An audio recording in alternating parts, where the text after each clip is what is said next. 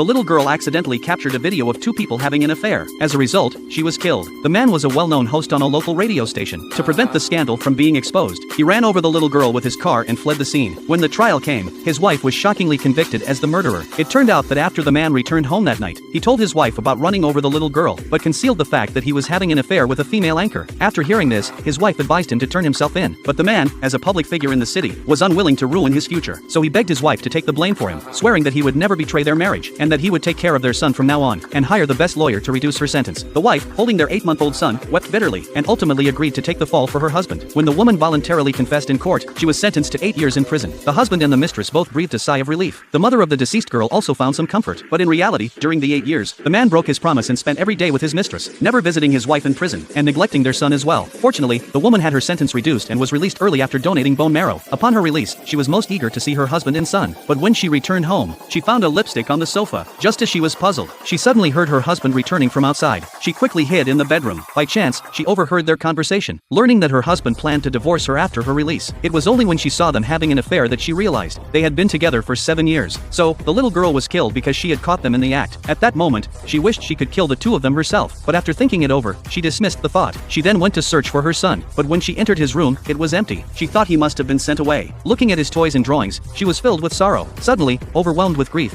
she knocked over a photo frame. This woke the man from his sleep. Fortunately, the wind and rain outside didn't raise any suspicions. At that moment, the woman had already escaped from the villa with the photo frame. The next day, she went to the school to find her son, only to hear that he had been frequently skipping classes and was expelled. Upon hearing this, she was confused. To locate her son, she called her husband and asked him to give their son his phone, and to have the boy record a video wishing her a happy birthday. The man was suddenly at a loss for what to do. When he saw a young boy nearby, the mistress suggested that he have the boy pretend to be their son and record the video. The man thought this could fool his wife. What he didn't know was that his wife was watching them through the window. Clearly, this boy wasn't her son. As she was about to barge in and confront her husband, the mother of the deceased girl stopped her and angrily dragged her to the cemetery. She blamed her for being the murderer and questioned why she was released early. The woman, as a mother, sympathizes with the mother of the little girl, but she couldn't reveal that her husband was the true murderer, fearing that the little girl's mother would be unable to accept that her daughter was murdered. At first, the woman wanted to keep this secret, but when she saw the gravestone next to it was her son's, she realized that her son had already died. Heartbroken, she could no longer suppress her emotions, and she shouted out that the little girl's death was a murder, and the killer was her husband. Immediately, the woman went to the hospital to retrieve her son's death certificate, but the hospital policy required that only the signed father could access it. Feeling defeated, she was about to leave when a wealthy woman stopped her. Because she had donated bone marrow to the wealthy woman's son, the wealthy woman, in gratitude, promised to help her with a favor. The woman asked to approach her husband in a different capacity. Coincidentally, the wealthy woman's daughter had passed away some years ago, and she offered to let the woman